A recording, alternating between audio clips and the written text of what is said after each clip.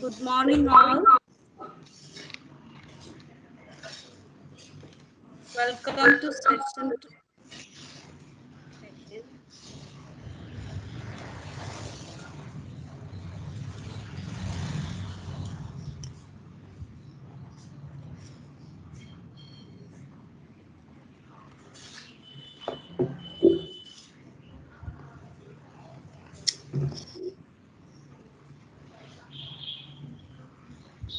Let me take immense pleasure in welcoming guest of the session 2, Dr. Nitin Sinha, Assistant Professor, Department of ECE, NIT Delhi. Topic of discussion is cryptographic primitives and distributed databases. He has done PhD from IIT Kanpur. His areas of interest includes game theory, blockchain, peer-to-peer networks, peer-to-peer energy trading. He has done various academic and industrial projects in the above mentioned areas. And he is currently holding various administrative responsibilities at NIT and has organized many workshops. He has secured many awards and recognitions. He has secured all rank 49 in Indian Engineering Services 2012. With this introduction, I would like to hand over the session to Dr. Nitin Sinha. Sir, the session is yours. So, You, Dr. Nitin. thank you, ma'am, for the introduction.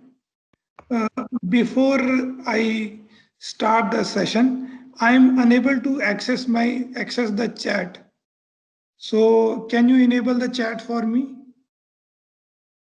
The message I am getting is chat in channel meeting is only available to the team members. Sure, we will rectify it, sir, soon. We will rectify it. So, can you start? Because I have to ask questions from participants. So that's why I want my chat to be enabled. Okay. Good afternoon to all the participants. Good afternoon, sir. So to start the presentation or discussion. Dr. Nitin. Yes, ma'am. We will enable it soon. Meantime, if anything to be conveyed, I'll be here to put it in the chat box. Okay. Okay. So to start the presentation, I would like to ask a very basic question from the participants. Said we have money, but we never keep it at home. We always try to invest it, right? So suppose I have 10,000 rupees with me or 2-3 lakhs. Why don't we keep it at home for a long time? Why do we go for investment? This is my question. Participants, can you answer? Yeah, because we expect money to be double.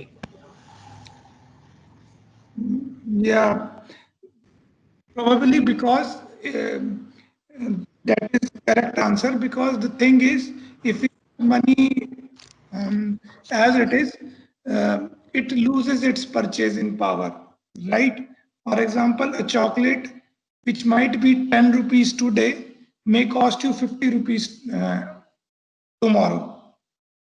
But money, the purchasing power of money will remain same, 10 rupees only. If I have 10 rupees note, it will not get doubled. But my next question is, can you think of a currency which start doubling or tripling even if you keep it at home? Can you think of an example of a currency like this?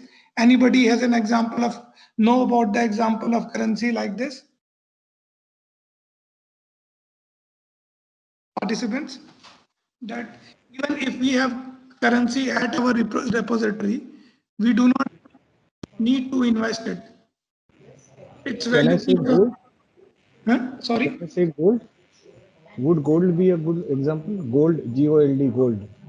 But gold is not a currency. And it's a Bitcoin. Bitcoin, sir. yes, Bitcoin is the correct answer. For example, the price of one Bitcoin when it started was $1, right? But if you search internet, currently the price of one Bitcoin is $11,000. So it means that when Bitcoin was at the time of inception, the Bitcoin cost 72 rupees, and now a single unit of Bitcoin is costing us 8 lakhs something rupees. So you see, if we have a currency like this, with the value increasing over the time, how much simple it will make our life. We need not to invest our savings. We not to invest our savings in mutual funds, in the saving account, in the real estate, and with the for the government service. Now, even for the government servants, pension is not there. So we are more worried about investment, right? So this problem can be solved very easily by cryptocurrency. Similarly, if I want to transfer money from one country to another, there are multiple parties involved, which actually increases the cost of the transaction if I want to transfer money, and also the time. But with cryptocurrencies are not attached to a particular country. So whether I transfer cryptocurrency from Delhi to Chennai or Delhi to US, it means the same thing. So these are some of the advantages of the cryptocurrency. But the talk is not about the advantages or disadvantages of the cryptocurrency. The talk is more about what are the various technologies used in cryptocurrency, right?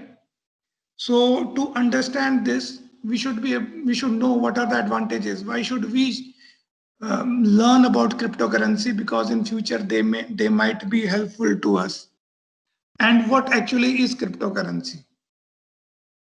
Now, the basic difference between a cryptocurrency and our normal currency is that cryptocurrency is virtual.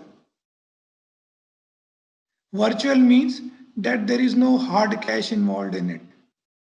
Suppose when I am transferring 10 rupees from one account to another account, I am actually giving 10 rupees note to that person. But in case of cryptocurrency, there is no transfer of cash. So what actually happens is, I will just say that suppose Alice wants to transfer to Bob. So in case of cryptocurrency, Alice will just say that I am transferring 10 unit of cryptocurrency to Bob. So since there is no cash involved, there should be a reliable database which stores all the transaction. Reliability means that database cannot be destructed. If database is destroyed, all our cryptocurrencies get destroyed.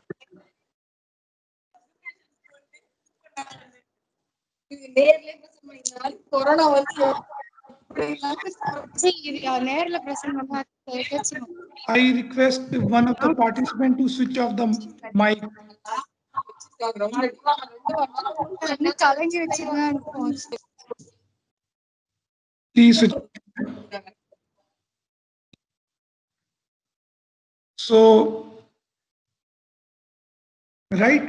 So now the second thing with this record is, since we do not have hard cash, every transaction, everything is recorded. It is like a register that is being maintained, which contains how much money I have, how much money I have transferred. Cryptocurrency is just a register. It just lies in the register. So now that register should be untamperable. We should not be able to tamper the details in the register. Because if we tamper the detail or if we change the detail, it will change the cryptocurrency. What I want to say is, suppose in the register it has been recorded that I have 100 units of cryptocurrency. If it is temporable and somebody changes 100 to 80, what will happen? I will lose 20 units of cryptocurrency. So suppose it is Bitcoin, 20 units means 160 lakhs. I will lose. So it should be untemperable. Third is that only the person who is the owner of the account should be able to see its account details, because I don't want my account details should be visible to anybody. I just want that my account details should be visible to me only, because otherwise others can actually misuse the information. And finally, for cryptocurrency, since it is stored just on the registers, the whatever is input on the register should be error free. If there is any error while inputting data in the register, then it will lead to my loss in the bitcoins or loss in the cryptocurrency, right? So how to maintain a database which is reliable, which is untemperable, which is authorized, which gives authorized access, and all the transactions recorded are error free? The answer is blockchain. Blockchain can provide us such database. So how many of you know what a blockchain is, participants? How many of the participants know what a blockchain is? So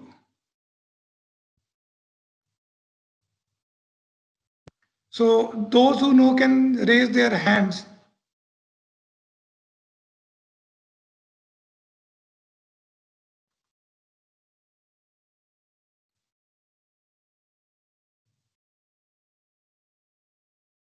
So yeah, many participants already know the blockchain is.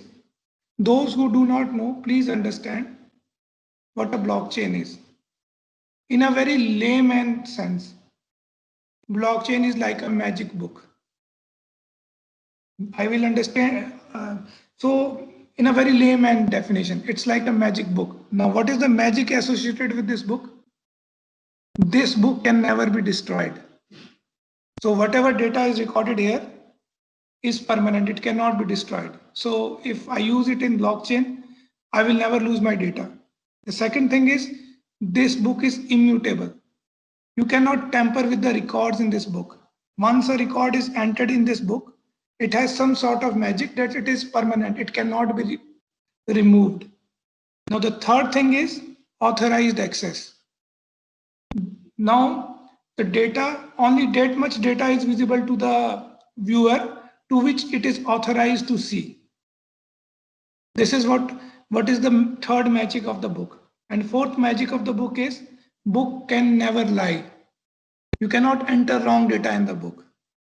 So these are the four magics associated with this book. So whenever anybody asks you what a blockchain is, you can say to a child, it's like a magic book or ledger. Ledger, book or register are almost the same thing. Ledger means a book which is used for record keeping, right? So blockchain is a magic book which is indestructible, immutable, authorized access, and cannot lie or error free. Now, what is this presentation about? This presentation is about how this magic is created in the blockchain. How we are able to make blockchain indestructible, immutable, error free, and provide authorized access. So I will covering this much in this presentation. And if you are able to figure it out, then we can use blockchain for various application in different fields. These are the basics of the blockchain. Now, to start with, please understand one thing. Please listen to this thing. This is very important thing. You don't understand anything in this presentation, but please understand one thing. Blockchain is not spelled as Bitcoin. Blockchain is not Bitcoin. saying that blockchain is Bitcoin is analogous to saying that internet is email. Email is one of the very popular application of internet. Similarly, Bitcoin is one of the very popular application of blockchain. Blockchain is somewhat different from Bitcoin. Bitcoin is its application. So moving ahead, now the first magic, I will start with what are the magics associated with the blockchain, and these magics will be used in cryptocurrency, right? So 1 second. So how many of the participants are the postgraduate students, have done post-graduation and PhD? How many of the participants?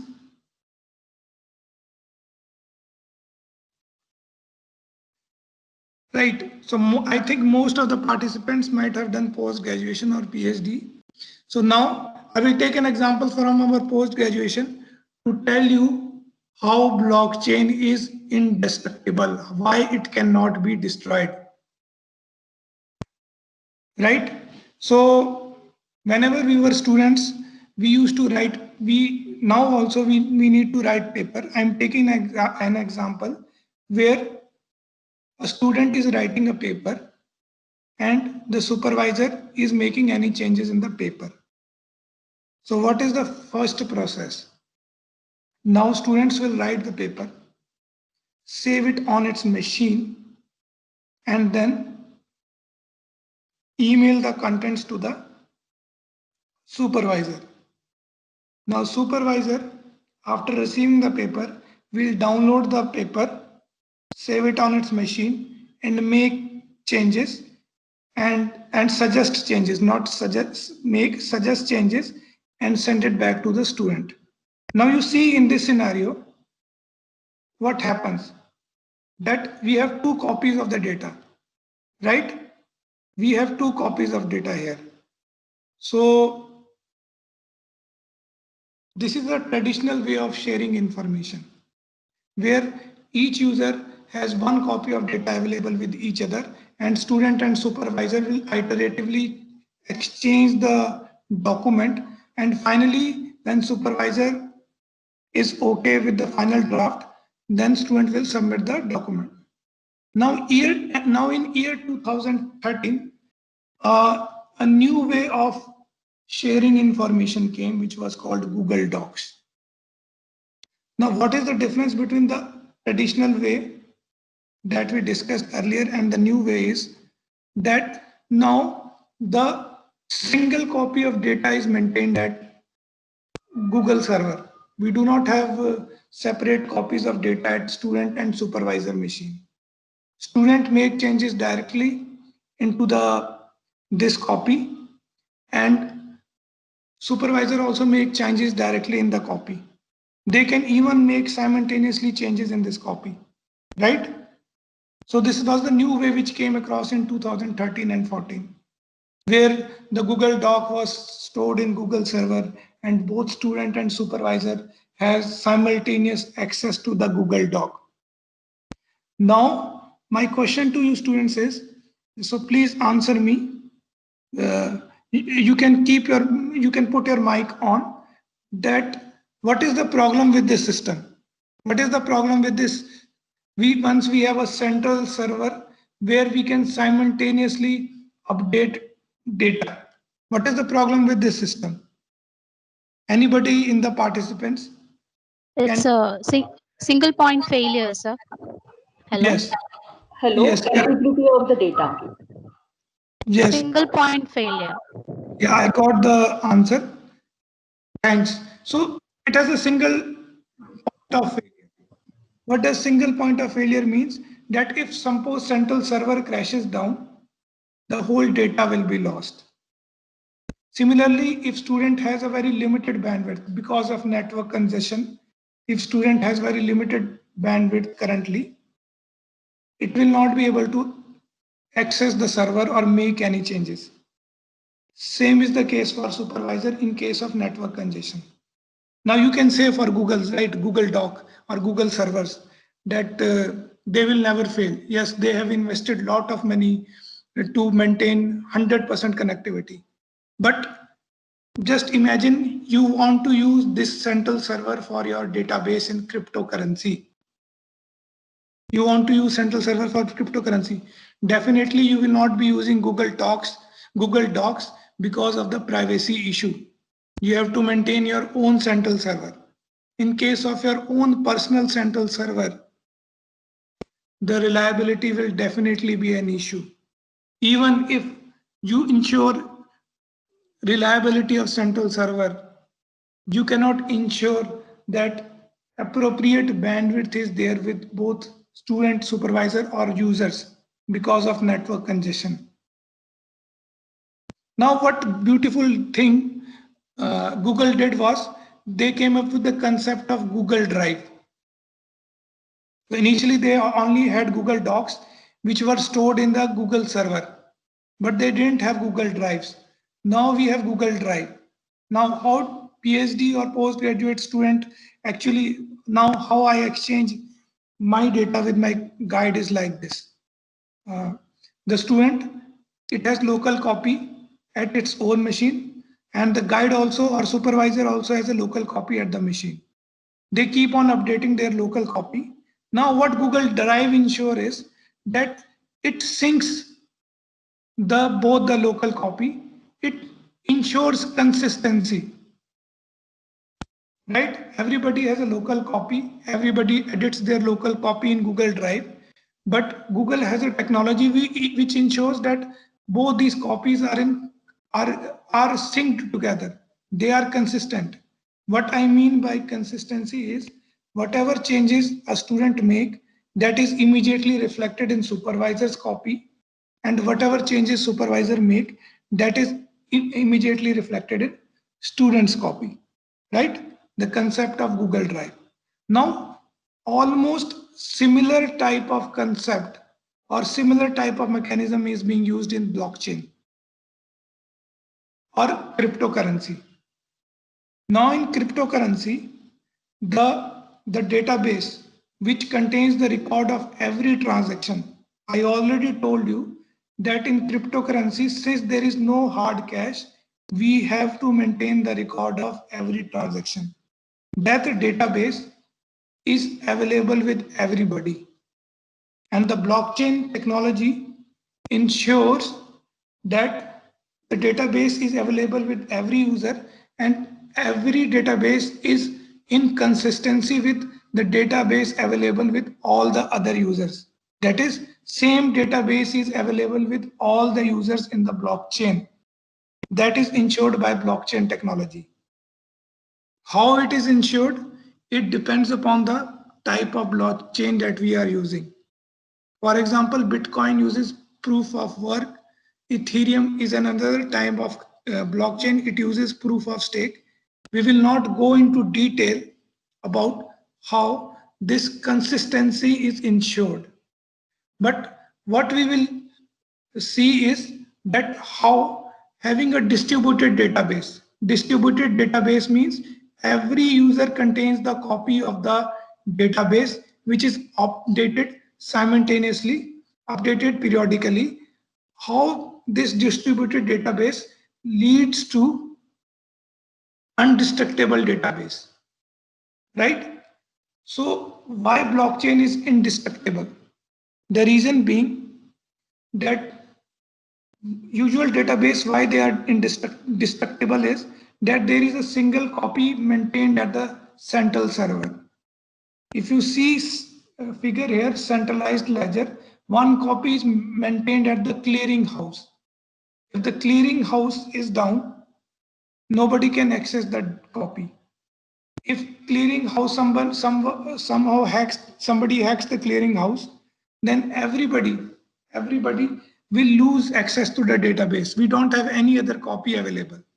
Now in case of blockchain, we have a distributed ledger. Ledger means a record of transactions. Now what happens is, even if one node is down or one user is down, the copies are available with other user.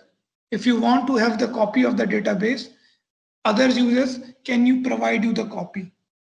To understand it in a probabilistic way, let the probability of failure of one user is 1 by n. Right? Suppose it is equal to 0.01. Suppose probability of failure of one user is 0.01. Now, in case of centralized ledger, the probability of failure, since there is only one user, is also 0.01. But in case of a distributed database, probability of failure will be 0.01 raised to power m. The probability of failure of all the nodes will get multiplied. Why? Why the probability of failure of all the nodes gets multiplied? Any answer? Participants? In case of a distributed database, why the probability of failure of all the nodes will get multiplied?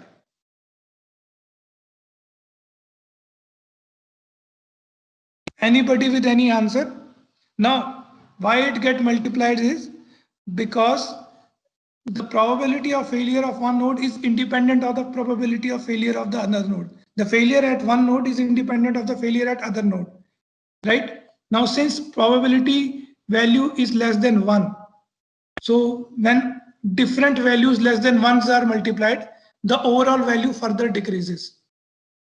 Is it or not? Right? So if probability of failure, now in case of Bitcoin, I'm taking example of Bitcoin, the value of M is 1 lakh. There are actually 1 lakh full nodes in Bitcoin, which are live 24/7 and have full copy of the database, full database copy. So 0.01 raised to power 1 lakh is almost 0. The Bitcoin network will never fail. Why it will never fail?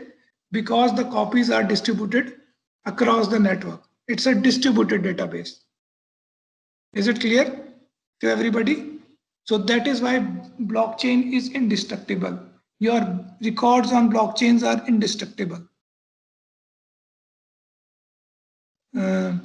Is it clear? You can raise your hand if it is clear.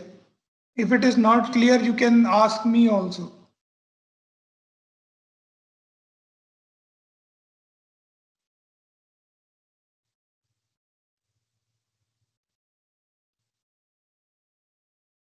Okay, so moving ahead, the next magic of the blockchain is that it is indestructible. This is the not indestructible, it cannot be tampered. Your records cannot be tampered in the blockchain. So how, I will give you a very simplified example of how the block records in blockchain are not tampered. These are the primitives of your cryptocurrency, that you need some database where records cannot be tampered. How blockchain is able to provide you untamperable database. Now, although our presentation is regarding the basic technology that is being used to provide untamperable records, but I will just give you a very oversimplified version of, before discussing that technology, I will give you a very oversimplified version that how this untamperable records are being enabled in blockchain. Now, suppose this is a common, this is a basic record. This is a very oversimplified record in the blockchain. This is an oversimplified record in a blockchain. So suppose there are 4 users in the blockchain: Ria, Yash, Om, and Neha. They are using the cryptocurrency. Suppose this blockchain is being used for cryptocurrency. Now the first record in this cryptocurrency is that Ria is there. So it is being given, since it is first to join the this blockchain, it has been given some bonus of 100 coins, 100 units of cryptocurrency. So this Ria 001 means first transaction. 000 means this is a, suppose this is something which tells us this is the first record in the blockchain. And the next thing, Ria 100 means that Ria contains 100 units of cryptocurrency. And the next part contains the date at which Ria got 100 rupees or 100 units of cryptocurrency. Now, up till this, This is similar to the normal record in any database, right? Any database will contain this thing, or any ledger will contain this thing. But in blockchain, in addition to this record, there is one more thing, key. What is this key? Now this key is sort of a fingerprint to whatever the data record you have. It's a fingerprint. Fingerprint means, suppose in my record, I have told you that Ria has 100 rupees. Now, if I change it to Ria has 90 rupees, this key will change. If I say instead of Ria, Yash has 100 rupees, again this key will change. So whenever you make any change in the record, the key, corresponding key will change. Is it clear? What is the significance of key? What actually this key is, I will discuss later on. First, I want to discuss how the blockchain is untamperable. So is it clear? Now suppose Ria transfers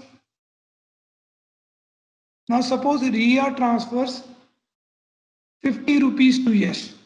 So the amount of money in Ria's account is now 50. In Yash account is 50, whereas Om and Neha have got 0 rupees.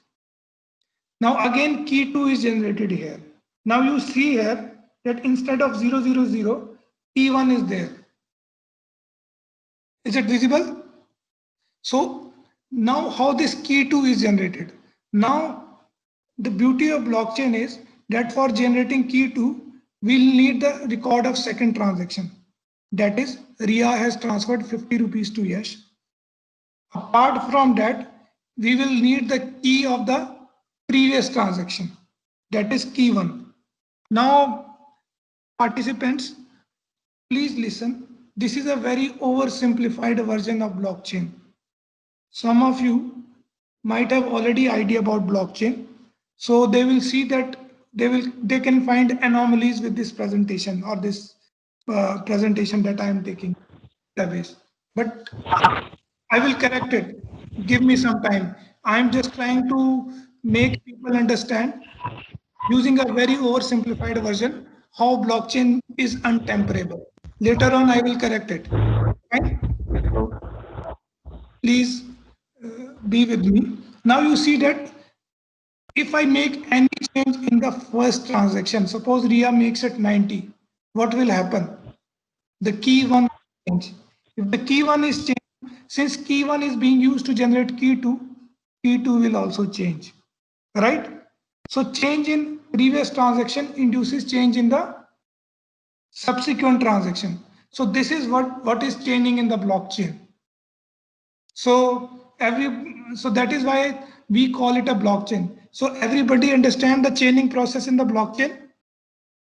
Yes or no?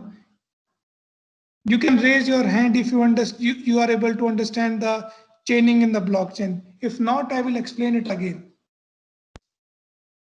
So for chaining, we are transferring the key of the previous block to previous transaction to the next transaction.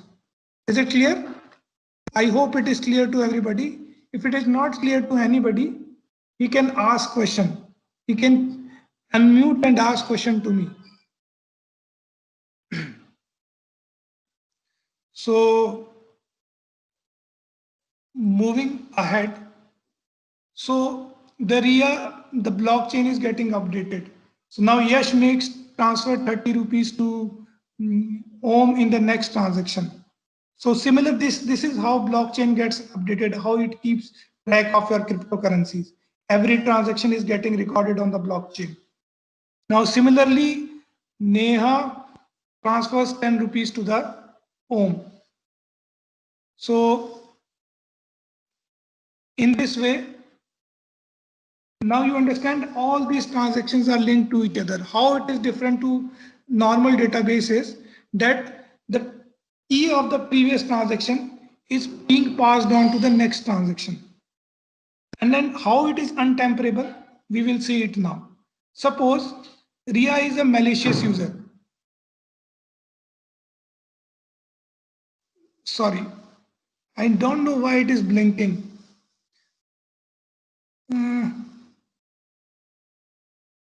So suppose Ria is a malicious user.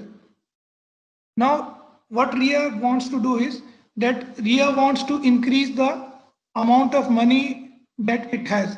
Earlier it has 30. Now it wants to increase it to 40. Right? So what RIA will do is that earlier it has transferred 20 rupees to Neha. It wants to make a change in it. So instead of 20 rupees, it wants to change it to 10 rupees. Right? So it is trying to temper the record. RIA wants to increase the amount of money it has by tempering the record. So it wants to make one change in the transaction that it has done to Neha. So earlier it has promised that I am giving you 20 rupees. Now the transaction got updated in the blockchain. In lieu of 20 rupees, maybe Neha might have given RIA some service. Maybe she might have given her chocolate or something. After receiving the chocolate, RIA says, no, I'm not transferring 20. I want to transfer 10 rupees only, and she tries to tamper the blockchain. Now what will happen? If RIA tries to change the record, the key, which was earlier key 4, now it has been changed to key 4 dash. Right? So now you see that the block which contains key 5 can easily figure out that no, key 4, this key 4 has been changed. Even if RIA further tries to update its own database, what it does is it tries to generate new key for the fifth transaction by taking input as key 4 dash. What will happen? The new key generated key 5 dash will be different. The others member of the blockchain will easily figure it out that the new key that is generated is different from what we have. So they will say that the record of RIA is temperable. Now, I'm saying they will easily figure it out. How easily they can figure it out? Because they just need to compare the key. They need not to see the record. Now, participants, please understand, blockchain is not only used for cryptocurrency. It can be used for storing some video also. Video usually is of, suppose video is of 3 hours and somebody clips the video for 10 seconds. It's very difficult to figure out what 10 seconds video has been shortened. But the key generated for the shortened video will be different from the original video. So the key that is being generated is very important because even if you make a small change, key will change. Even an infinite small change will change the key. So it is very easy to figure out the change in the records in blockchain, right? So is it clear to everybody how using key we can detect even a very small change in data? Now what I'm saying is it is not that blockchain data cannot be changed. It can be changed easily, but whatever change you make, you can easily detect. Within a second, you can detect that data has been changed. That is what I'm saying. I'm not saying blockchain is untemperable.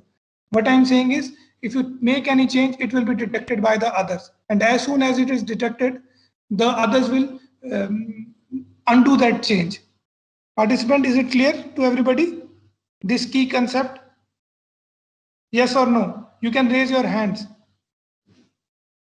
Please raise your hands if it is clear. And if anybody has any doubt, please let me know. He can keep his mic, he can switch on his mic and ask the question. So I hope you don't have doubt up till now. Now, what is the technology behind the key? That we are more interested in that technology. What is this key? This key actually is the hash function, hashing of the original data. Now what actually is hashing? Hashing in a very simple term is that you give any arbitrary input. Arbitrary input means input can be your video, input can be your text, input can be your audio, input can be your image. Whenever you give any arbitrary input with arbitrary length means the size. If you give this input to an hash function, it will always generate a hash value of fixed length. So even if you give 1 GB data as an input and suppose the fixed value is 2, So if you give 1 GB input or 1 MB input, the output will always be 2 if the output of hash function is of length 2. Is it clear? Now, one more property with the hash function is that the output generated usually is unique. Since it is unique, so hash is also called the fingerprint of the data. Right? So it means that for change in input, the hash will also change. So these are the two main attributes of the hash function, that whatever input we give, we will get a output of fixed length, and that output usually is unique. Unique, so it can be, we can say that it is a sort of a fingerprint of the input. So is it clear to up to this thing? It is clear. Now moving ahead, Bitcoin uses SHA-256 hash function. SHA-256 hash function means the output of Bitcoin hash is always 256 bits or 32 bytes. We will discuss it in detail what a hash function is. Now, usually what a hash function is. I want to explain you what the hash function is using a very toy example. Those who already know hash function, don't get confused. It's a toy example, very simplified example to understand the hash function, right? So hash function, you can sort of understand it is like an algorithm, which will generate some output of fixed length, which will take any input. For example, suppose I want to generate a student ID using hash function. So how to generate student ID using hash function is, I take the sum of numerical values of student data. What does sum of numerical values of student data name mean? You understand the problem. The problem is, I want to generate the student ID using student name. So how I generate student ID using student name is hashing. I use an algorithm. Hash function is nothing but a sort of an algorithm. So how do I generate the student ID? So please pay attention. It is sum of numerical values of student data. What does it mean? Is that suppose I give an input Ranu. So now the numerical value of character A is 1, B is 2, and going on so on, R is 18. A have been assigned 1, B have been assigned 2, and uppercase and lowercase both have same value. So suppose Ranu is there. So how to generate the student ID or hash of Ranu or output of Ranu is that for R I will take 18, A I will take 1, N I will take 14, U I will take 21. If I add all these numbers, I will get an output 54. And 54, the output that I get, I divide it by 100 and take the remainder, which is again 54. Why to divide by 100? Because I want to get fixed output in case of hash table, in case of hashes. I want to have a fixed output in case of hashes. That is why I divide by 100. Right? Is it clear or not? Now what I want you to do is, what will be the student ID for Ramu and Riya? I want you to find it out and please let me know. Anybody who finds out student ID for Ramu and Riya, he can switch on his mic and let me know. Please find out the student ID for Ramu and Riya, participants. 53 Yes, 53 for what? for Ramu. Ramu, okay. Yes, it is absolutely correct, ma'am. For Ramu, the student ID is 53. And what about Riya? Please calculate for Riya also. 53. Absolutely correct. For both Ramu and Riya, the student ID is 53. So you can cross check your answers also. So this is how the hash function, it's a very toy example. This is how the hash function works. You can see here the output is of fixed length 2. Even if I would have got 1, I would have written it like 0, 1. I would have got 9, I would have written it like 0, 9. And suppose if the sum of numbers had it been 121, so if I would have divided 121 by 100, remainder would have been 21. So the output will always be of fixed length. And how we obtain the output? By using some algorithm. Now remember that when we use practical hashes, the algorithm is not so simple.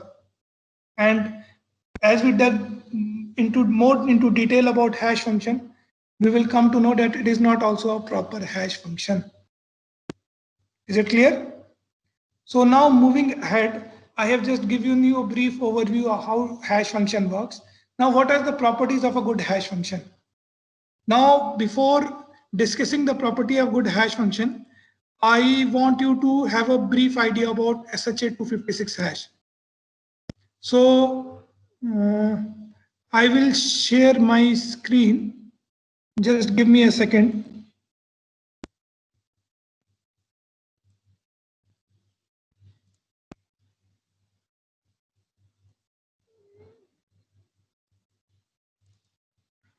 So now, participant, please type on your Google SHA-256 hash calculator. So if I'm waiting for you to type on Google SHA-256 hash calculator.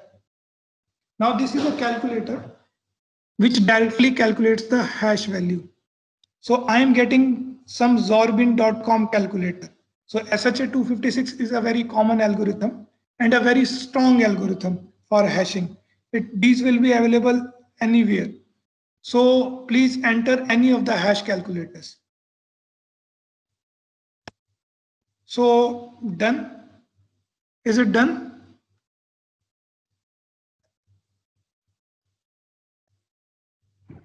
Yes, sir. So anybody facing any problem opening SHA-256 hash calculator?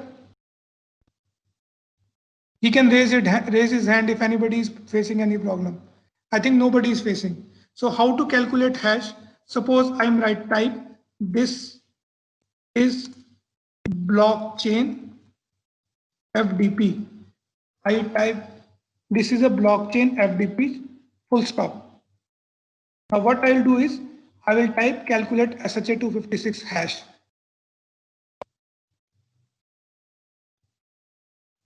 So everybody could calculate SHA-256 hash. So if just see if you type this is a blockchain FTP full stop, you should get the same text that I'm getting here because we all are using SHA-256 hash.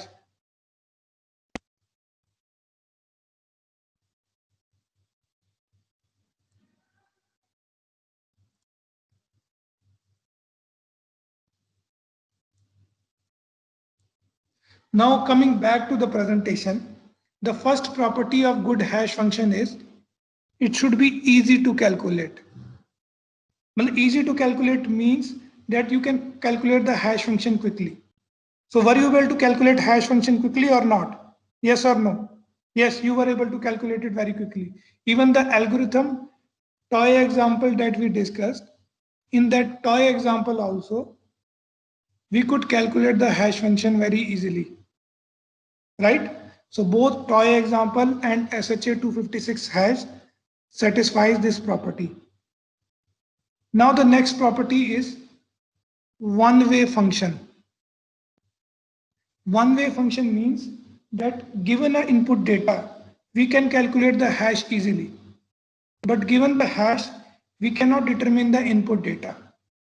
It means is that suppose I have wood, I can get the ashes of the wood easily by burning it. I burn the wood, I get its ashes easily. But given the ashes of the wood, I cannot generate back the wood. Right? So one-way function is clear to everybody. So is the hash function that we calculated, is it a one-way function or not? Suppose 53 is given. Can you figure out whether it is Ramu or Riya? No, you cannot figure it out. So similarly, I give you SHA-256 hash. You have already opened the Explorer. Please do not close it. I challenge you. This is the hash generated. Search internet for 2 minutes or 1 minute, 5 minutes you take. Try to figure out the input data. You will not be able to do it. Anybody, I'm giving you 1 minute. Google it.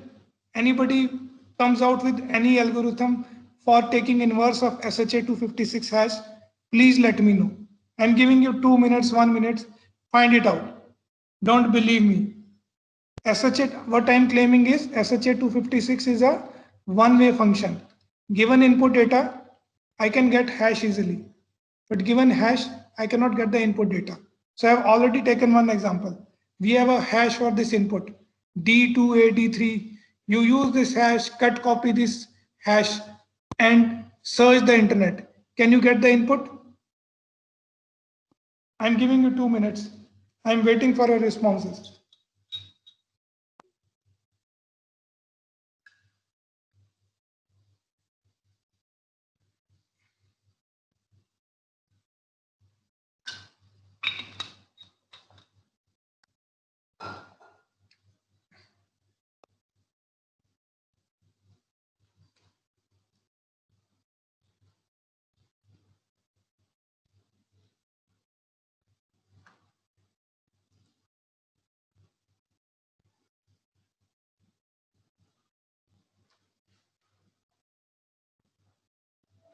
So anybody among the participants, could anybody figure out? You have your books, you have your own computer, Google with you. You are connected to the library of the whole world. Anybody could figure out the inverse of this hash?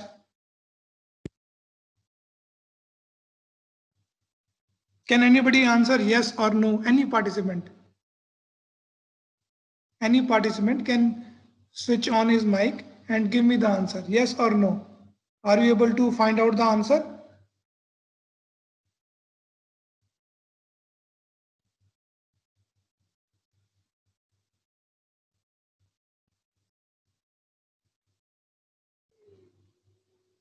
No, sir. Not possible. Yes, it is not possible. Thanks for the answer. It is not possible. Look, participants, I'm telling you, we have very less time and we have to actually cover a lot of technologies. So the presentation should be interactive and please give me the answer. Otherwise, it will become boring. I'm trying to make it as easy as possible, hashing. Hashing is, it requires a lot of time, 1-2 hours to understand hashing. So please be interactive, right? So moving ahead, both our hash functions are one-way function. The example that we take and SHA-256 hash that we took. Now, the third property of a good hash function is it should be collision free. What does collision free means? That for different, if the hash of the two inputs are same, then the input should be same for a good hash function. If the hashes of two input are same, the input should be same. So I want to ask the participants, the toy example we took, is it collision free or not? Anybody can answer me. The toy example that we took, is it collision free or not? This is our toy example. Is it collision free or not? For same hash function, we have for different inputs, do we have a different hash functions or not? No. No, it is not there. You see here, thanks for the answer. For example, Ramu, for that also the hash value that we are getting is 53. And for Ria also we are getting 53. Is it true? Right? Why do we need that hash to be unique? Because I already gave you an example of key. If 2 or 3 inputs have same key, then that input data can be replaced by some other. You can easily tamper your blockchain, right? So I don't want my blockchain to be tamperable. And how do I check tamperability? That key should be unique to the data. So that is why I want that my input should be collision free. Now, since it is a toy example, it could not be collision free. But SHA-256 is almost collision free. Almost means there is a very less probability that we could figure out two inputs which have same hash functions. Now, I think I'll not go into details, but it takes years in SHA-256 hash to figure out a different input which will have the same value. Suppose I have input 1. So to find out another corresponding input having the same hash value, it takes years in SHA-256 hash. It has been proved mathematically. We'll not go into proof, right? So since it takes a lot of time, so we almost consider that SHA-256 hash is collision free. Now the last thing that I want to discuss about the good hash function is avalanche effect. Now for good hash function has avalanche effect. It means that if you change input slightly, the output changes significantly. For a slight change in input, the output changes significantly. What I mean by this is, again, I would go for that SHA-256 hash converter. Can you go to that SHA-256 hash converter?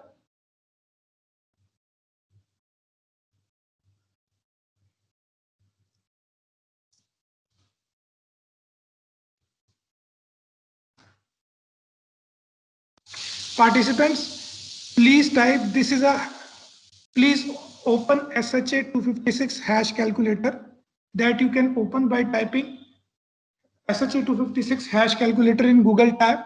You open it, and when you enter this SHA-256 hash calculator, just type this is blockchain FDP and figure out the hash value that we are getting. Now avalanche effect says that if there is a small change in the input, the output changes drastically. Suppose I remove full stop from my data. This is a blockchain FDP. I remove the full stop here. So according to avalanche effect, what will happen? The output should change drastically.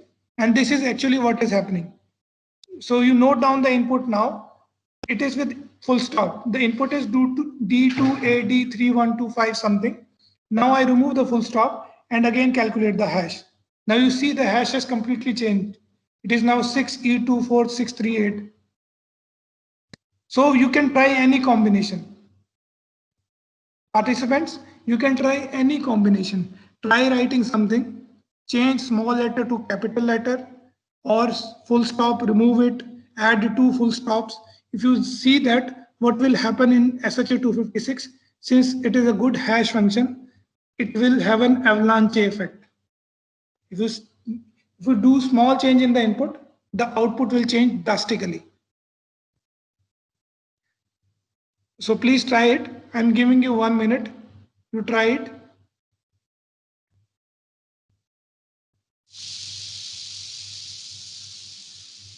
So any participant could, so everybody is able to see this avalanche effect or not? Yes, sir. Sir. Yes, sir. Yeah, Yes, sir. good. Yes, So sir. thank you for the reply. Now I'm getting back to my presentation. So it is application window. Just give me a second. My presentation is not visible now. Okay.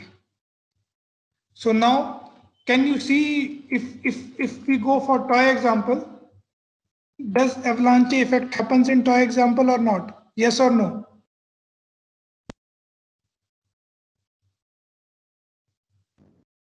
Does our toy example show avalanche effect or not? Please answer me. No. No. Yeah, yes. No, why doesn't it show avalanche effect? You can clearly see we have changed one character, Ramu to Ramu. There is not much change in the student ID. It is 53 to 54. Yes. Yes. So our toy example doesn't show avalanche effect. Yes, But sir. actual hash function should show it. Right? So please understand what I am trying to say is from example, I want to tell you about the properties of good hash function. So we compared our own toy example with SHA-256. and see that how good hash function is. Now there are many hash functions. SHA-256 is one hash function which is being used by Bitcoin, right? But there are other examples also like MD5, many hash functions are there. But SHA-256 is a common hash function. Now moving ahead, I just want you to ask one question. That what is the need for avalanche effect? Why should have a good hash function and avalanche effect? Now a good hash function should have an avalanche effect so that you figure out the input, right? If there is not change in the output for slight change in the input, we can actually have the combinations possible. I take one combination, generate the output, then whatever hashes are nearby it will almost correspond to that combination. So that from hash input is not readily available, we cannot guess the input so easily. We go for avalanche effect and good hash functions. Is it clear? So moving ahead, so I told you that I have tried to oversimplify the ledger in the blockchain, right? Now in actual blockchain, we do not link the individual transactions that are happening here. Why don't we link the individual transactions? The reason being that whenever I make a transaction using Paytm or Bheem or some banking app, it takes me within second I can make the transaction. But in blockchain it takes 60 minutes. So sorry, in Bitcoin it takes almost 60 minutes to make transaction.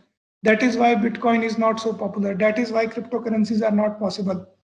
That is why a common person is not using Bitcoin. That is why only computer geeks are using Bitcoin. So why a lot of time is being taken? Because it takes a lot of time to actually update transaction on blockchain, update transaction on the ledger.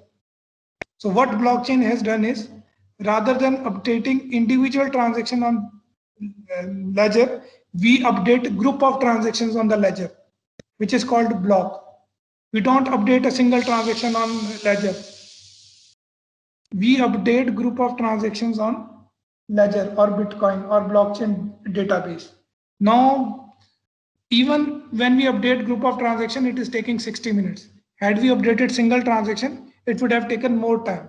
Now, since we are updating group of transaction on ledger, we are not linking individual transactions. What we link is block in a blockchain. Is it clear? So suppose block I contains a certain transaction, block I plus 1 contains one more transaction, and block I plus 2 contains one more set of transactions. So what is transferred is not the hash of individual transaction. Hash of the block is getting transferred to the subsequent block. Suppose block I plus 1 is there. So it will contain the hash of the previous block and its own data. And the aggregate hash or the total hash of block I plus 1 is generated using its own data and the hash of the previous block. Is it clear why we use block instead of individual transaction? Because it takes a lot of time to update transaction on blockchain. So rather than updating a single transaction, we update group of transaction called blocks on the blockchain. So now how this hashing is actually done in the a single block, that is what we want to know. So understand that instead of we use Merkle tree to actually accomplish hashing in the blockchain or in the Bitcoin. Suppose currently I'm updating 4 transactions simultaneously on the blockchain. In blockchain here means distributed database. So these 4 transactions T1, T2, T3, T4 constitute a block. So how do I take the hash of these transactions? That is what we will be showing in this slide. So what I do is we form a tree. called a Merkle tree to create the hash of the transaction. So the leaf nodes are nodes which do not have any children. There are no nodes after them. So the leaf nodes will actually contain the data, actual data. Suppose actual data is Alice transfers 10 rupees. So Alice transferred 10 rupees will be contained in the leaf node. And we will assign a label to the leaf node. Label to the leaf node is the hash of the data. Is it clear? So just imagine, concentrate on the leaf node. The leaf node are the actual transactions. So the label of the leaf nodes is the hash of the data. For example, T1 has label H00. T1 is stored in the leaf node. So T1 has label H00. So H00 is obtained by taking the hash of the data in T1. Similarly, for all the leaf nodes, we calculate their respective hashes and label the label provided to the leaf node is their hash. Now, what about the non-leaf node? Well, non-leaf node gets two input. So, for example, you take about level 1. L1 is the level 1. So, in level 1, for first node on the left hand side, the input is the label of the data, that is H00 and H01, which is actually the hashes for transaction T1 and T2 respectively. These inputs are transferred into the hash function and we get an output, right? So that output is now is the label of that node. What I want to say is that, and subsequently we go to the root node. Now this H root is actually the hash of the all data. So now I will try to simplify it again. Suppose I have a transaction T1. I will calculate its hash H00. I have a transaction T2. I calculate its hash H01, which you can see in the figure. Now H00 and H01 is transferred to its corresponding parent. Now this parent has input H00 and H01.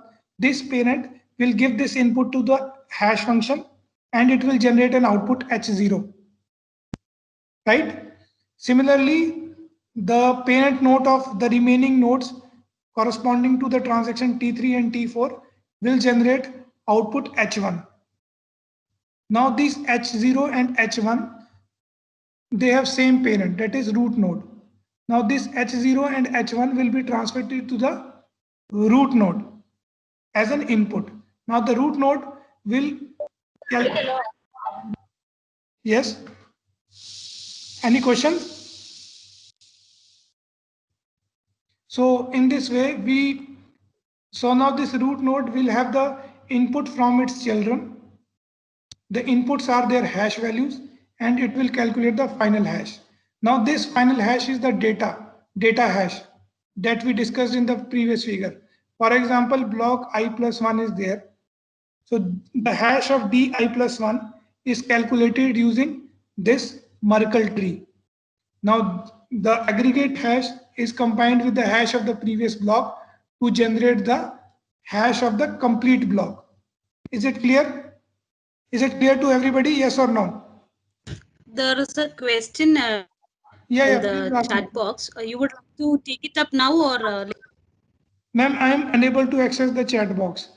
Okay, shall I read it for you? There is a question from P. Sheena Rani. Nowadays, also all can transfer amount from anywhere in bank. Why we should use crypto, sir? Now, yes, ma'am, you are absolutely right. Now we can transfer anywhere, but if you usually do international transaction, usually there are lot of time overhead and you are also charged heavily. So in case of Bitcoin, that time overhead will be saved and charges also will be very less. So that is the answer for the question. So ma'am, if anybody writes anything on the chat box, please convey the chat to me because I am unable to access the chat box. Sure, So- sure. So everybody is able to understand the Merkle tree. So I hope as nobody is asking question, I will move ahead. So now I come to the third magic of the blockchain, that is authorized access. What do I mean by authorized access is that I claimed that the blockchain database is available to everybody, right? The blockchain database is available to all the users in the node. It is like your bank details. Suppose you have an account in SBI Bank and your bank account details are available to every user in SBI.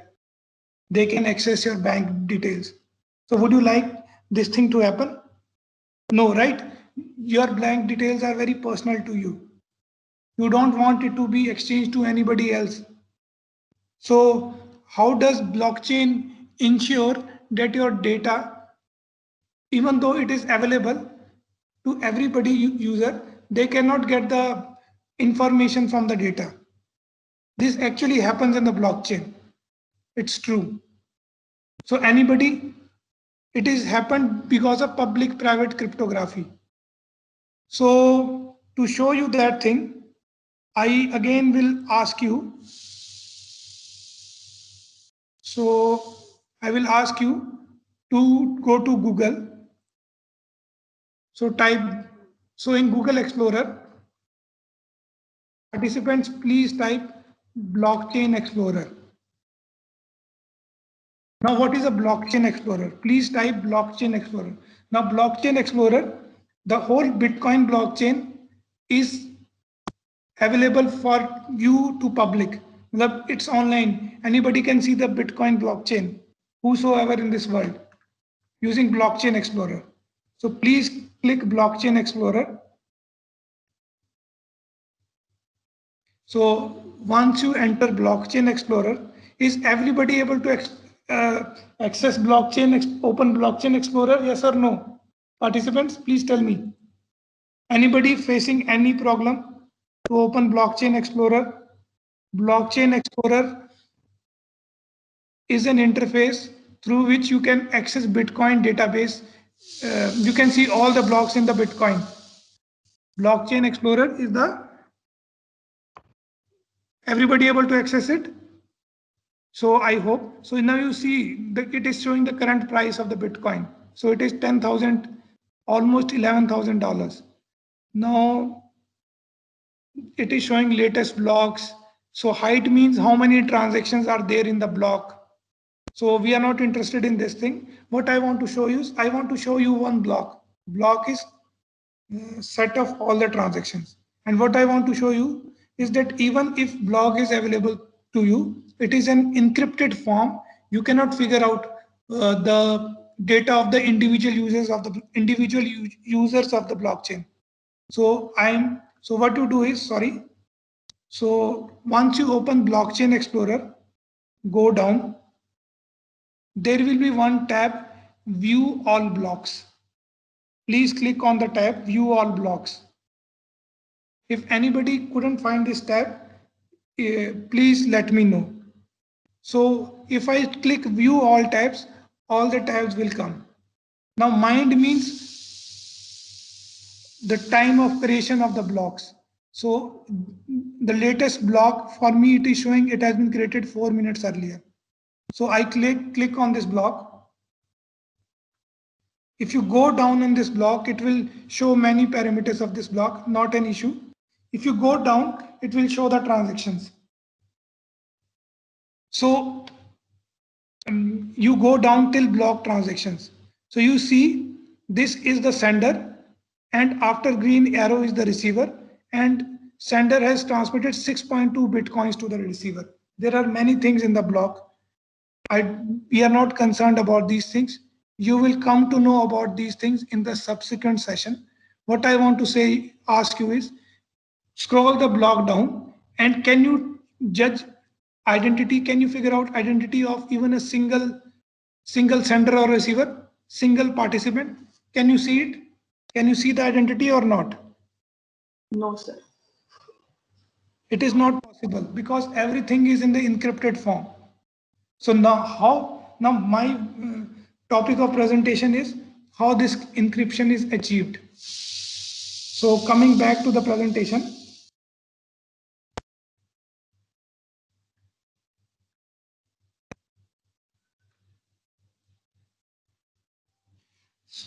So this encryption is achieved using public and private key.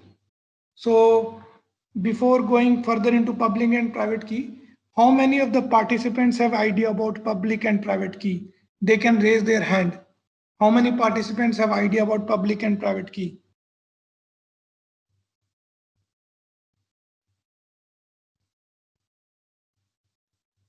So not many participants have raised their hand. So I will give you a very simple example of public and private key. So a very simple example of public and private key is that suppose there are two schools. Please understand, there are two schools. One is boys school and other is girls school.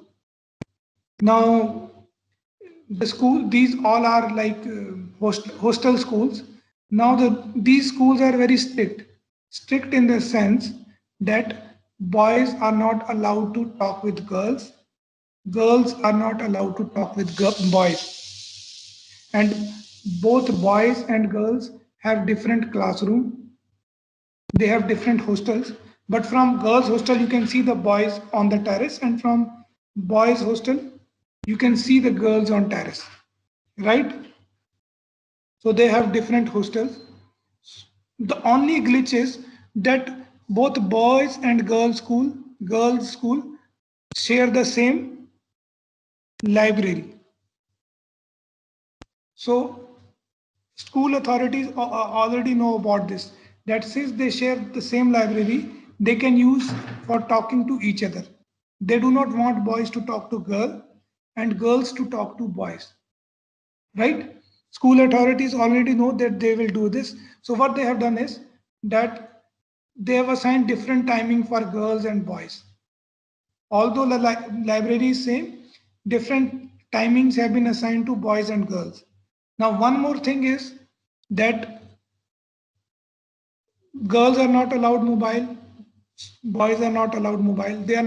They are given internet access, but in a very restricted way.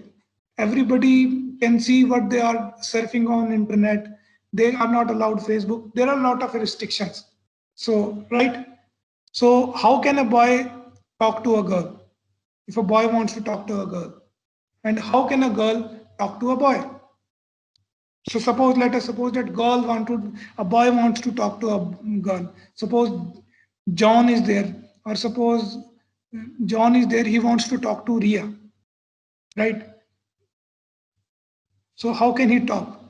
So one way is that he writes a message on piece of paper, leave it in library, and wait for the next day. When Ria comes, she sees the message, and then she can see the message. So a boy wants to send a message to a girl, she can see the message, but there is one problem with this message.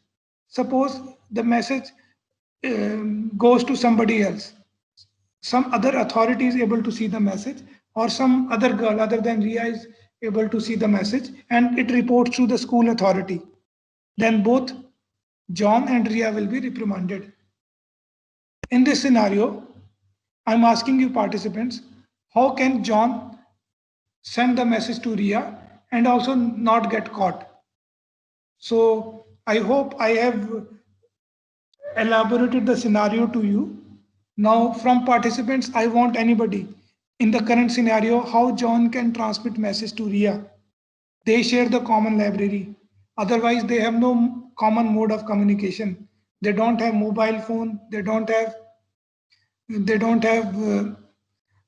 internet access, which is very restricted, and they can't speak to each other. They just share the library, right? And writing a message on piece of paper and leaving it in library is very risky.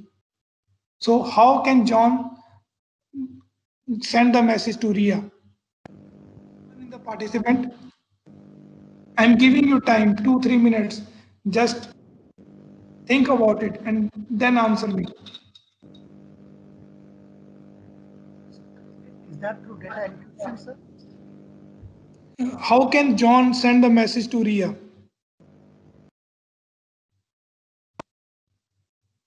John will encrypt the message using a key, and he will leave the message. Even though some other person is getting that message, he will not decrypt. He will not able to decrypt.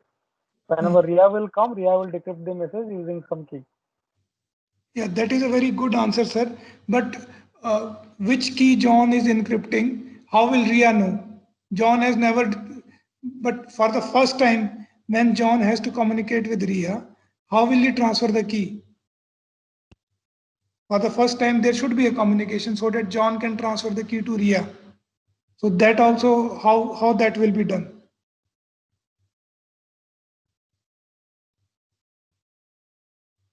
So any other answer?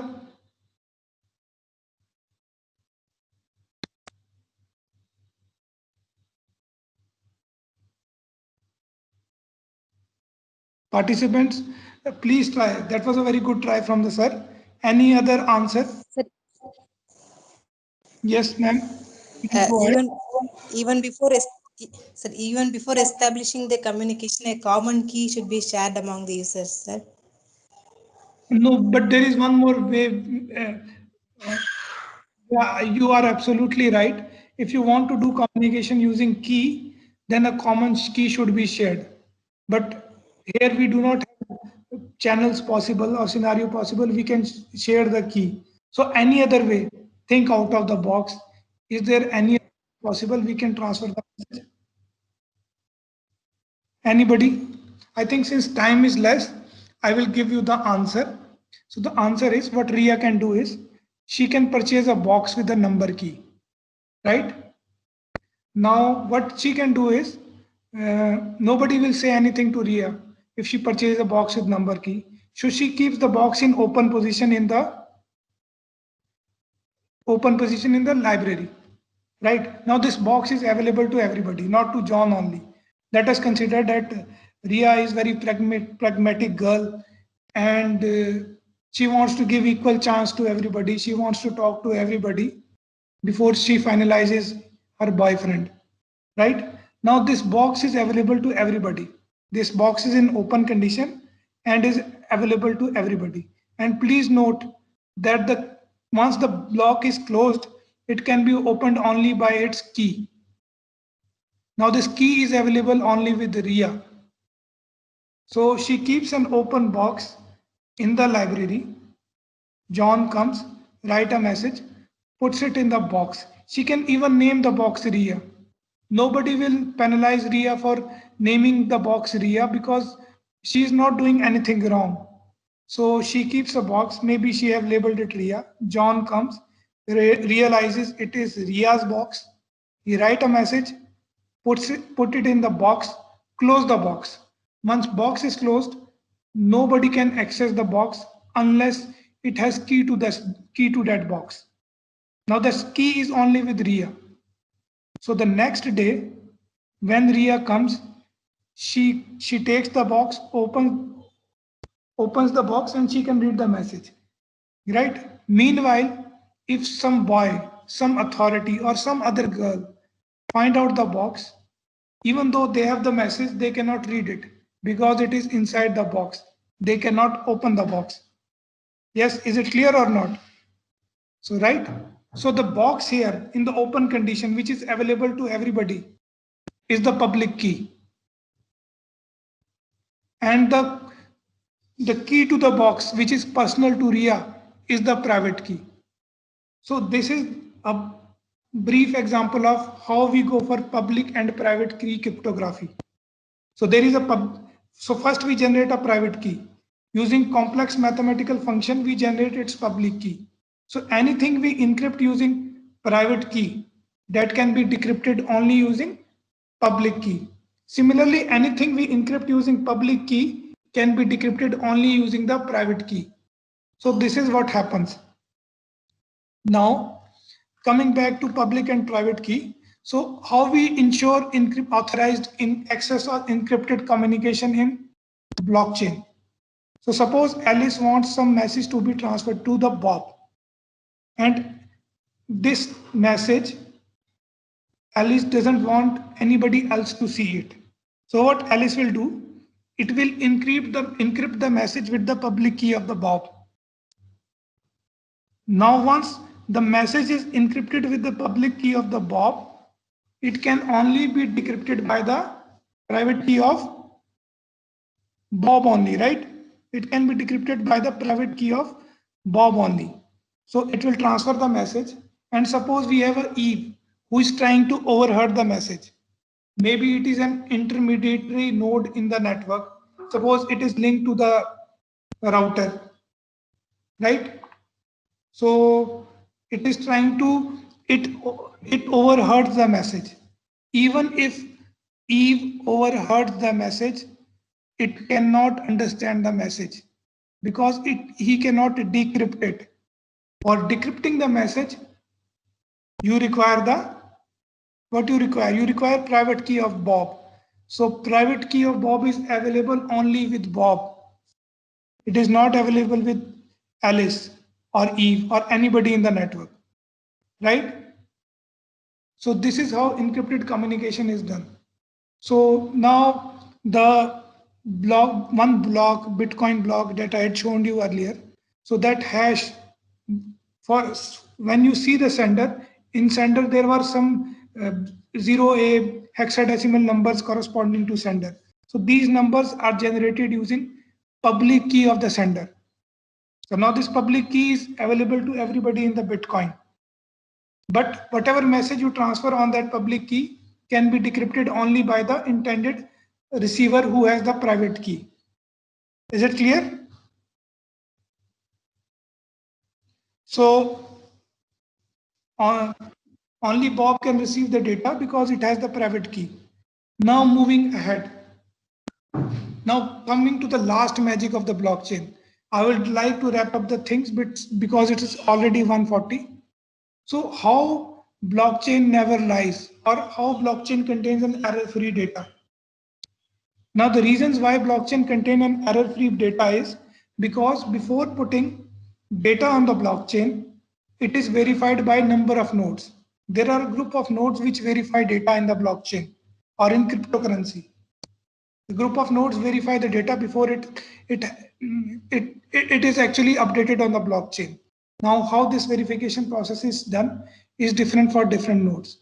My topic of presentation is now not how verification is done, but it is regarding the another topic, that how do I verify that the message was sent from the intended sender, genuine sender.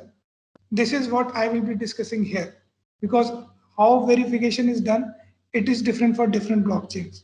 But while verifying a verifying node, how it establishes that message that was sent was from intended sender, that we will discuss in this presentation. Now the problem with me is that, in blockchain, we do not disclose the identity of sender. I have already shown you the block. We do not disclose the identity of sender. So suppose the problem comes here is, suppose that Alice purchases something from Bob and sends a message in the blockchain that I am transferring 50 units of cryptocurrency to Bob. In future, Alice refutes that I have not sent this message because she already got the money, right? She refutes that I haven't sent this message. I didn't transfer 50 rupees. She may say that somebody else might have transferred 50 rupees. Somebody else, malicious users, might have transmitted the message on behalf of Alice. It can be possible, right? Because in blockchain, you do not show the true identity. Maybe Bob, he wanted to earn 50 rupees. Bob might have transferred these messages to everybody that Alice is giving me 50 rupees. And Alice has no idea about this message. Well, it can be possible. Fake messages can be possible in blockchain because we are not showing our true identity in blockchain. Or sometime Alice may deny sending the message. she may deny sending the message on the pretext that some fake user might have sent the fake message. Now, participants, my question is, how to control these fake messages in the blockchain? Anybody with any idea how to actually figure out that the message that a user is receiving is from a genuine user? How do I do it? Anybody in the participants can give me the answer? There might be one manager node like that who can control all these things. So that is true, but in blockchain, we do not have a centralized architecture. We have a distributed architecture. There is no manager concept of manager node in general blockchain. In some of the customized blockchain, there can be manager nodes, but not in the generalized blockchain. So without a managerial node, can we, how to figure out the genuineness of the message, authenticity of message, that message is being sent by a genuine sender? So by implementing consensus protocols. So what we actually do it, how using consensus protocol we will do it. Okay, let me put a question in a different way. So suppose you mostly all are researchers or teachers.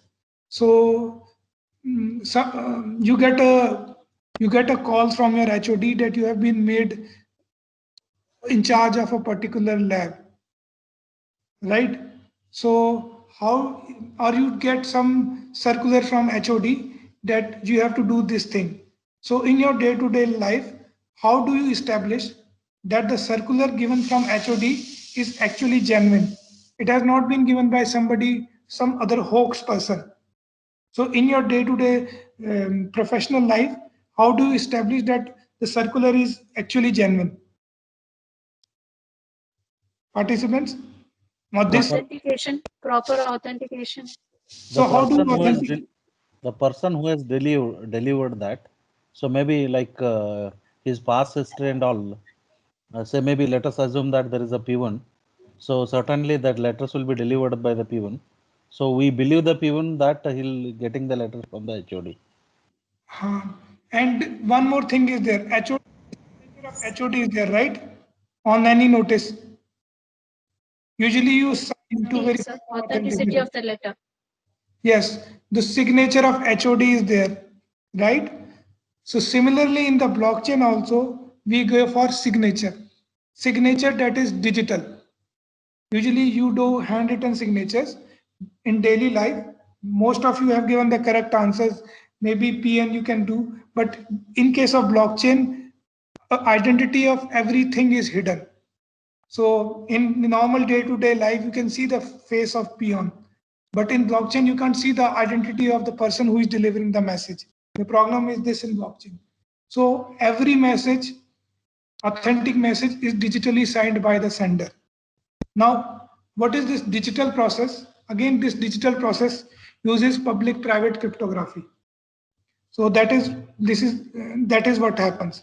So what happens is that suppose Alice wants to send a message, right?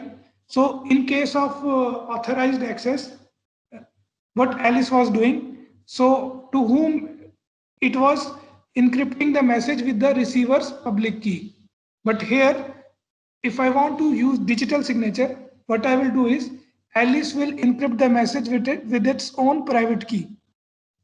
So if the message is encrypted with Alice's private key, then which key can decrypt the message? Participants? Which of the keys can decrypt the message? If I encrypt the message with Alice's private key, which is the key which can decrypt the message? Anyone from the participants?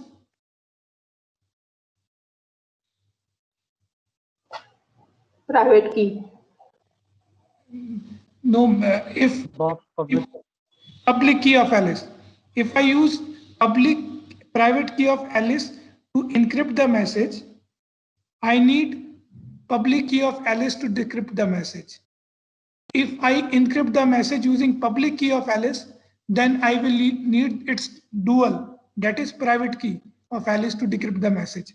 right? So here I encrypt the message with the Alice's private key, right? So once I encrypted the message with the Alice's private key, I will transmit over the channel. Now the receiver Bob, it will try to decrypt the message using Alice's public key. If the decryption is successful, it means that message is indeed sent by Alice. Why? Because the private key of Alice is available with Alice only. Nobody else in the network knows the private key of Alice. So only Alice can encrypt the message using its own private key. Is it clear?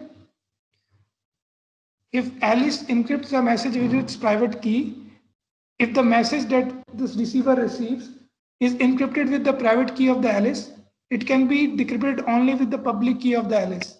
So receiver tries to decrypt the message using public key of the Alice. If decryption is successful, yes, Alice has sent the message. So this is how digital signature is done. But there is one problem with such sort of encryption. This sort of encryption is not used in blockchain. Why? Anybody? Why? I have already given in the reason in the slide, but anybody can elaborate on the reason why such sort of digital signature is not used in the blockchain? Anybody in the participants?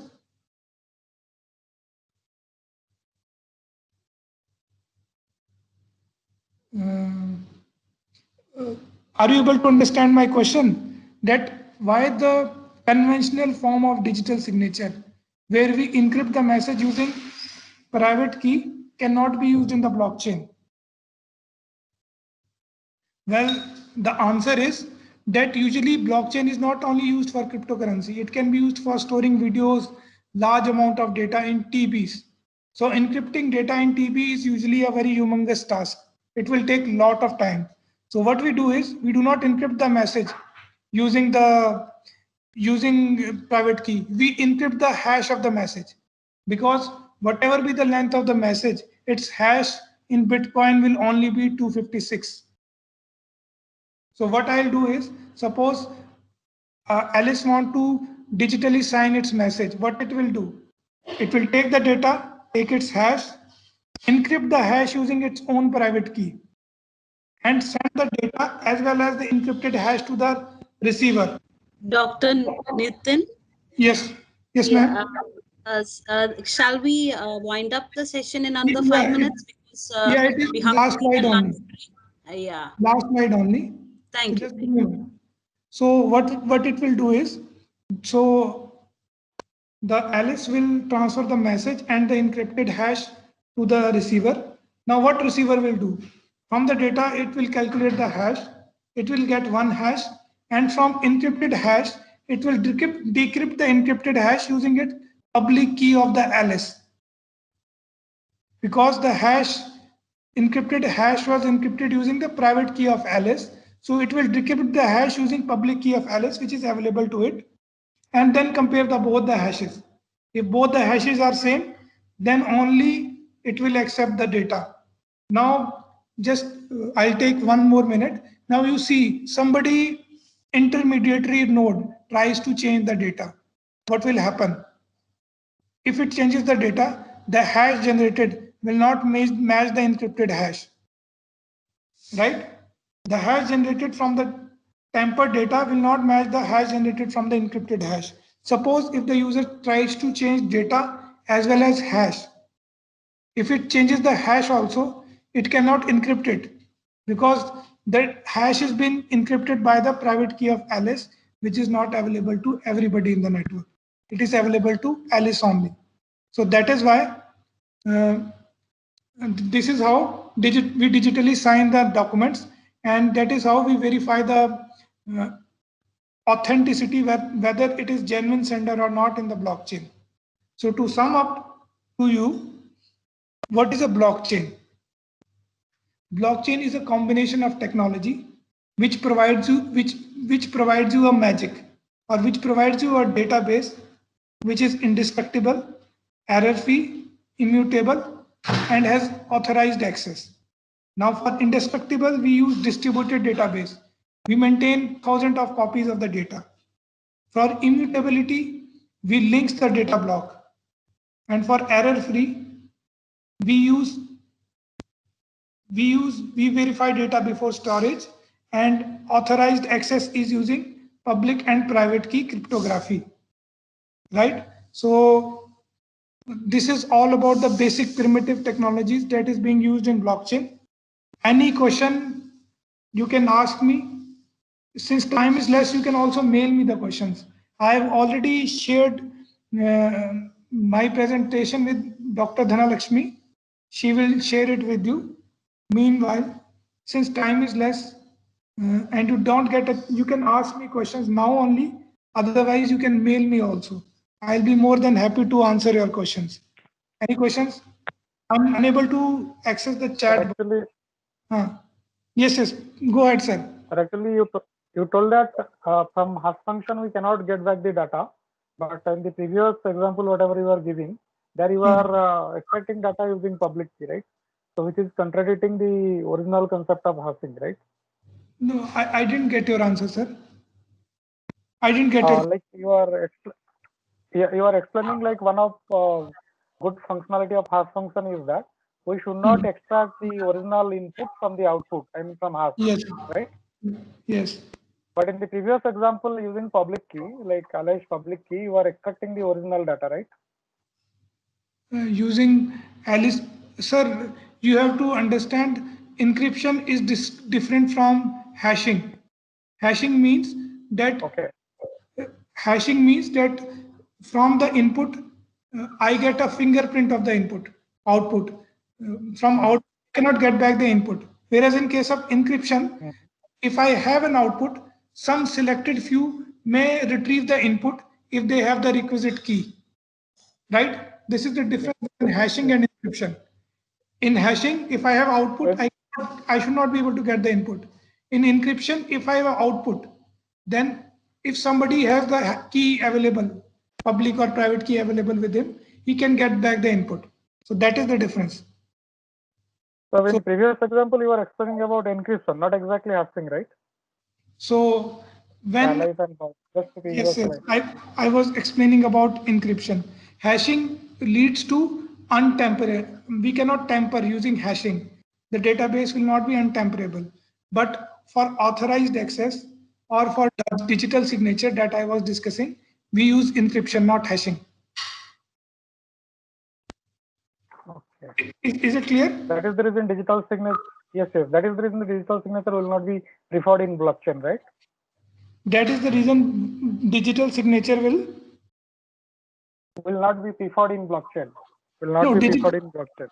No, digital signals are preferred in blockchain, but they are preferred for some other task. They are not preferred for linking the blocks. They are preferred when we want to determine whether the sender of the data is genuine or not. You are partially right. If I want to make the blocks untamperable, data untamperable, I will not prefer the digital signal, and I don't use it in blockchain. I use hashing there. But when I want to determine whether the sender is genuine or not, then I use digital signature. Blockchain uses both hashing and digital signature, but for different purposes. Is it clear? Yes, sir. Thank you.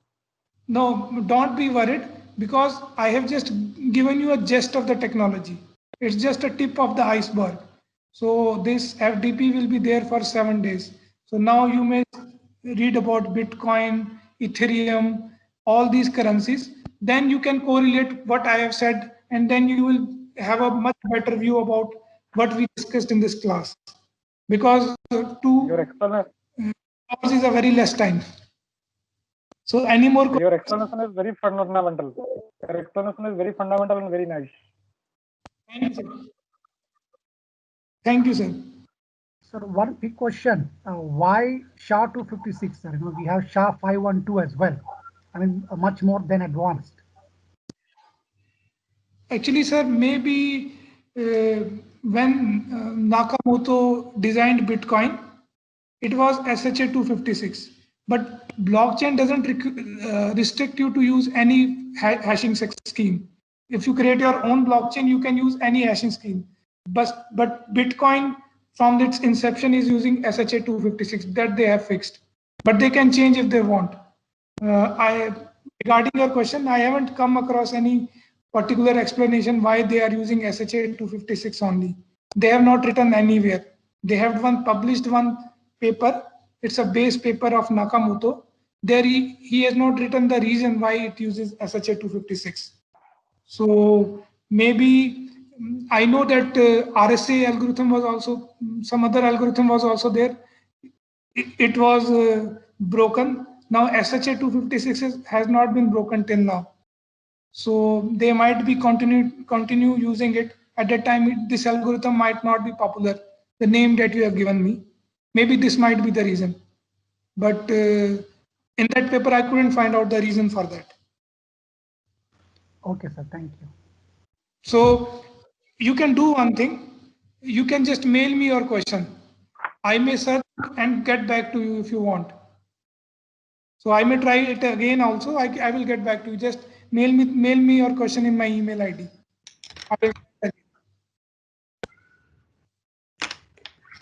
Any more questions? Not in the chat box. So I think you are getting late for your next session. So Yes. So thank you all. Yes, sir. Sir, shall we wind up? Yes.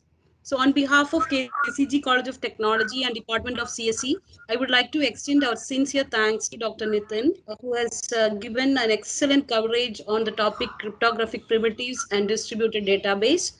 It was an excellent session. Thank you so much, and looking forward to attend many of your upcoming sessions. Thank you, Dr. Nitin, once again.